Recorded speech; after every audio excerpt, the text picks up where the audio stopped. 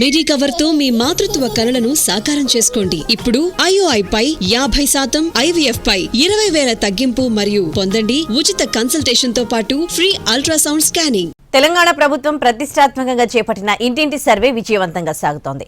ఇప్పటికీ 15 జిల్లాల్లో 100% పూర్తయింది. ఈ కులగణన రాష్ట్రంలోని బడుగు బలహీన వర్గాల అభ్యున్నతికి దోహదపడుతుందని ప్రభుత్వం చెబుతోంది.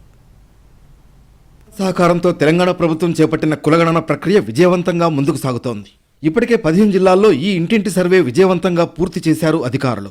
సామాజిక సాధికారత లక్ష్యంగా అన్ని వర్గాలకు సమానమైన అవకాశాలు కల్పించేందుకు రాష్ట్ర ప్రభుత్వం చేపట్టిన ఈ బృహత్తర ప్రయత్నం ఇప్పుడు అందరి దృష్టిని ఆకర్షిస్తోంది. ఇప్పటి వరకు రాష్ట్రంలో 94.9% సర్వే పూర్తయింది.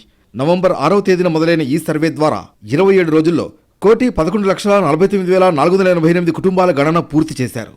వీటిలో 79,63,637 కుటుంబాల డేటా ఎంట్రీ కూడా పూర్తయింది.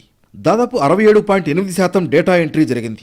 రాష్ట్రంలోని మొత్తం 33 జిల్లాల్లో మంగళవారం నాటికి 15 జిల్లాల్లో 100% సర్వే పూర్తయింది. ములుగు, నారాయణపేట, రాజన్న, సిరిసిల్ల, జనగాం, ఖమ్మం సహా పలు జిల్లాలు 100% సర్వే పూర్తయిన జాబితాలో ఉన్నాయి. బీసీ, ఎస్సీ, ఎస్టీ, బలహీన వర్గాల అభ్యున్నతికి ఈ కులగణన ఉపయోగపడుతుందని ప్రభుత్వం చెబుతోంది.